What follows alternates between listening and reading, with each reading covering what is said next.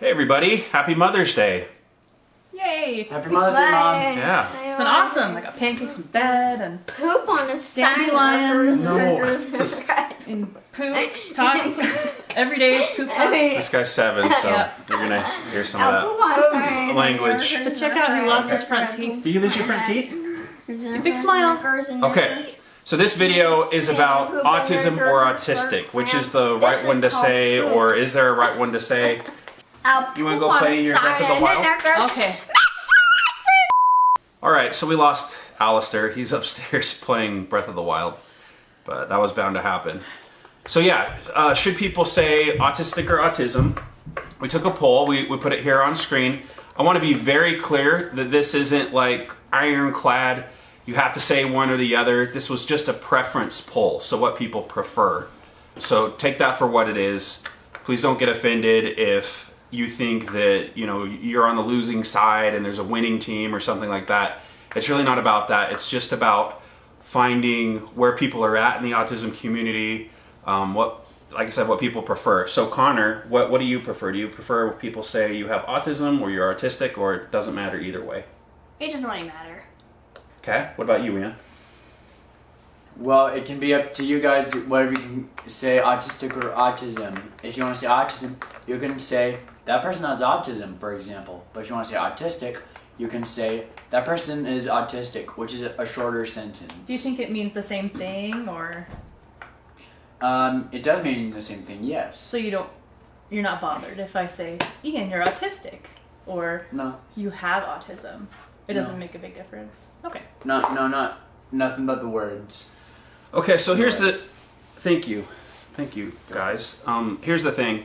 A lot of people have left comments saying one or the other. Like when we first started using the term autistic, there was a lot of people who got kind of fired up about that in the early days of our channel, and they're like, don't say autistic because what you're saying is that defines them. You're labeling them and you're saying all they are is autistic and nothing more. And of course that wasn't our meaning, but that's how some people perceived it. So then we switched to saying, well, our kids have autism. But then a different side came out and said, well, when you say they have autism, you're removing them from their autism, like it's a condition they have. But they are autistic. That's part of who they are. So to me, I get where both sides are coming from, but in a way it's kind of like if someone came up to me and said, hey Rob, you have brown eyes. I'd be like, yeah, that's true. If they said, Rob, you're a brown-eyed person, I'd say, yeah, that's also true. Now, I don't think my brown eyes define me. That's all that I am is a brown-eyed person. And I also don't think that I can remove my brown eyes. I could change my DNA. Sure, I could put on blue contacts or something, but I think either way works because I was born with brown eyes. That's part of who I am. It's an attribute, but I also have them. Like technically, I have brown eyes. Like if I lost an eye, I would lose a brown eye. So I think both work, and I'm not offended either way. Guys, we apologize if there's a lot of cuts in here. We're kind of just sharing our thoughts, a little helter-skelter. Like I said, it's hard to just get the family sitting down. So yeah, when it comes to autism or autistic, or even some people prefer to say that they're on the spectrum, they feel that that's more of a broad approach. Whatever the case may be, it kind of reminds me when I was a kid, we used to have a saying, and maybe some of you have heard this, that sticks and stones may break my bones, but words will never hurt me. You don't hear that saying anymore nowadays. Now if someone uses the wrong phrase or terminology, some people define that as hate speech, or a microaggression, or someone coming from privilege and they're addressing someone in the wrong form or fashion. And so I think we went from one end of the spectrum, which was, you know, using words in maybe an uncouth or an unkind way, to being so extreme in how we censor people that we're afraid to say practically anything. As a matter of fact, I asked a black community on Facebook what they prefer in terms of, do they prefer black, or do they prefer African American, or do they prefer colored people, or do they prefer people of color? Lots of different terms you can use. And I asked sincerely, and someone was like, oh, I think it was a friend, was so nervous, like, oh, you shouldn't ask because that's offensive. And I'm like, now asking what people prefer is offensive? So we've gone so far to one extreme. And what I found is most people were happy to reply, and most people said they didn't care. one way or the other. They're like, you can call me African American, you can call me black. Some people didn't like colored people. Obviously, that's kind of out of Dated. It's dated. It's not. Yeah. That's not considered very kind now. I honestly, I never understood the term people of color, because you're basically saying there's white people and there's everybody else, which doesn't seem like a very good way to define people, as in either or. And when you say people of color, there's a lot. I mean, there's a lot of colors, right? In that Crayola box, there's a lot of different people, and to just lump sum everybody in one phrase, I didn't think was very great. But everyone has their preference. But there's always a really vocal minority, right? That has very strong opinions, and that's that way in the autism community too, right? Right. Or even like Yelp Yeah. or Amazon reviews. There's Yeah. always that group that's like, no, this is how it's got to be. I'd say most people Very are pretty strong. chill, but then a few people who are very loud, squeaky wheel gets the grease. Right. Then you hear about it, and so. Yeah, and that's why I wanted to make this video, so everyone has a voice, and I'm sure you guys will let us know in the comments what you prefer and things like that. But my hope is, more than anything, that as a society, and maybe we could set an example and start now by not getting so easily offended if someone uses one term or the other, and understand that it's not meant in a hurtful way, that they're just trying to be descriptive. You know, they're trying to say like, oh, so-and-so has autism. And before someone gets triggered and said, no, they're autistic, or someone said they're autistic and no, that's a label, that defines them. That's just a descriptor. I feel like I've seen Just that like more. brown eyes. I've seen that more in comments though than in actual real life. Mm-hmm. In real life, most people argue about like, do vaccines cause autism, and you know, do you invite certain people to your parties even if it's going to be uncomfortable? And that's the Right. stuff that we encounter most often in real life, I would say. And Yeah. so this might be a moot point other than talking. Well, I think on the people internet. care. Yeah, people No, let we us do know in the care. comments that they feel very passionately about using the right terminology and stuff Sure. like that. But it's nice to know that the poll says that most everyone is really okay with whatever. Yeah, most people are okay with Most people are with either pretty term. chill. Yeah. Really, So- and but that's the thing, is most people who fall into the majority, they stay silent, right? The silent majority. Well, and our kids don't care. I mean, we asked them several Yeah. times, and they're like, "Yeah, it doesn't matter," you know. Yeah, and again, that's not to say people should just disregard your feelings or be rude or say whatever they want to say. If you have a 'Cause preference, let them know. Yeah, even though we believe in free speech, we also believe in being kind, right? Yeah. And we follow the golden rule. We believe in the two great commandments in the New Testament: love God and love your neighbor as thyself. So I think as long as you're coming from a place of love and compassion and wanting to understand, if you're on the receiving end, I would encourage you to be more forgiving. If someone uses a term you don't prefer, or you know, they say something that might be not orchestrated in the perfect way, to just give them a little bit of allowance. They're trying to reach out to you. And I think in the autism community, if anything, we need more of that. We need more outreach. We need more people coming into the community and trying to understand what autism is about. Hey, I have a really good example. Yeah, go ahead. If I could share really quick. Yeah, so it's funny. I was talking with another fellow special needs mom, and our kids were getting tardies at school, right? And we were just kind of scratching our heads, like, why are they getting tardies? Like, we literally drop them off every day, and all I could think of was maybe Ian was like a little slower getting to class. And they have peer tutors, right? So their peer tutors pick them up and take them to their different electives. And so this other mom, you know, she was upset too, and she talked to, I guess they have a tardy, I don't know what the right term is, but there's a person in the school board that's responsible for dealing with tardies and absences. And they called this mom, and they were a little bit snotty about it and rude, and said, well, I'm sure we don't know where your child is. And she she finally lost. She's like, dude, he's special needs. He's in the small group class. Like, he's in life skills. He's where he's supposed to be. He's not wandering off somewhere, you know. And of course she was like, oh my goodness, I'm so sorry. You know, she thought he was playing hooky, you know, but really it was just a slow tardy because peer tutors were taking him out, and maybe roll call's called, and it was a misunderstanding. But it's amazing how much hurt happened that didn't need to happen, or offense taken.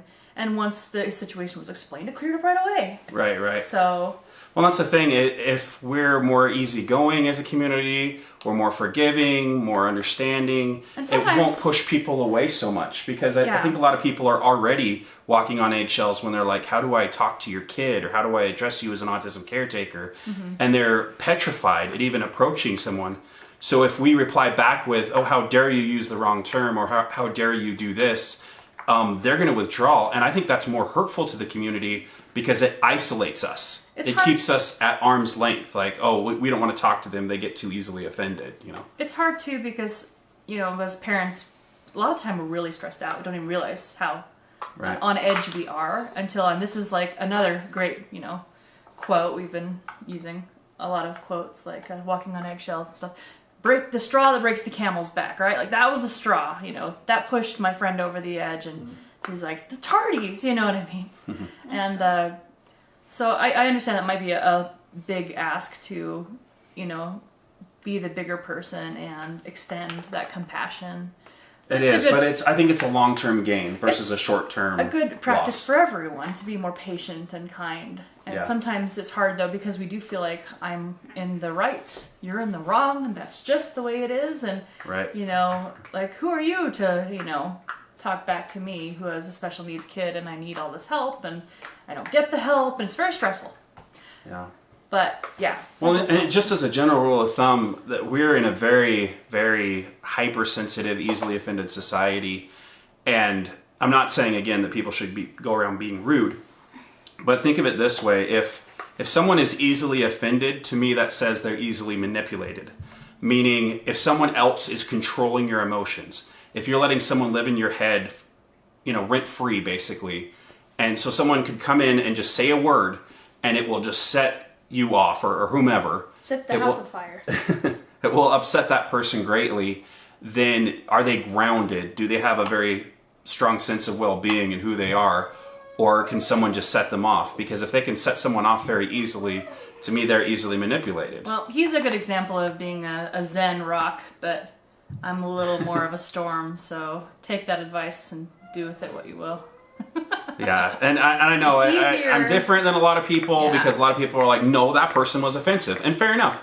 But It just to takes me, longer to get there. well, I love that quote by Eleanor Roosevelt.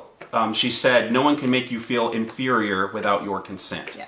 There's another quote, too, that says, a fool takes offense when it is given, or, excuse me, scratch that, redo that.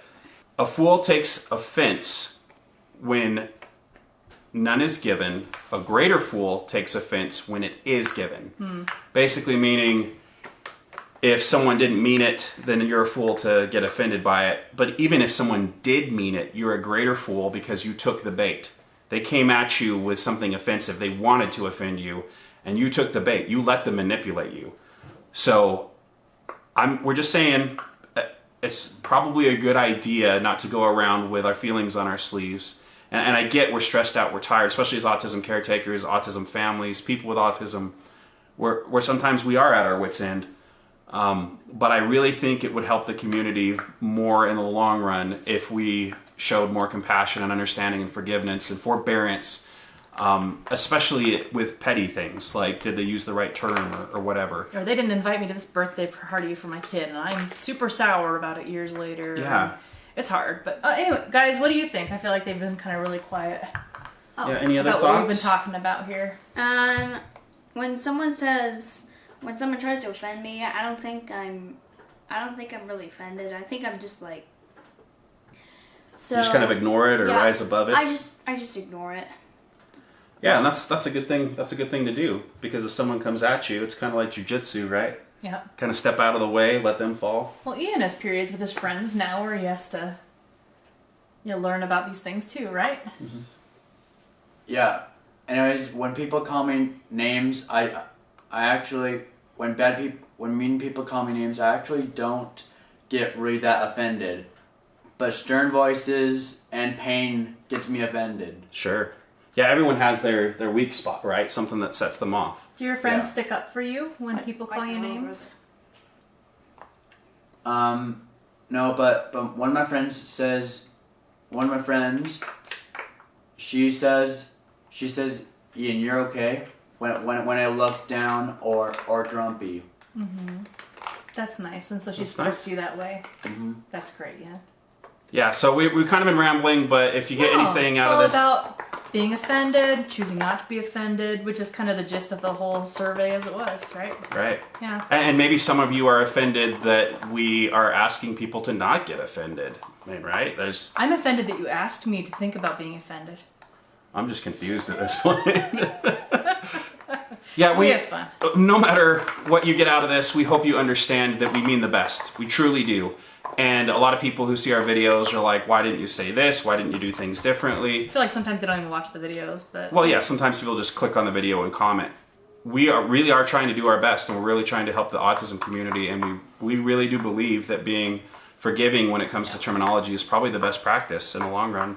So you guys let us know if we're doing a good job, okay, guys? Okay. It's Mother's Day. I want to be a good mom. Yeah. Happy Alright. Mother's Day. The next month it'll be Father's Day. That's right. Yeah. Happy. So, go ahead. Oh, sorry. It'll be Father's Day next month. My big adventure. I'm his big adventurer. That's right. So, yeah, we do want to thank all of you mothers out there who have been wonderful in the autism community, helping raise your kids, especially when people aren't as understanding as they could be. We think you're wonderful. And likewise to all you fathers out there, too. We think you're wonderful for sticking with it and helping out people on the spectrum. We really appreciate all of you. We love all of you. And we hope you have a great rest of your week. Take care. Have Bye. fun.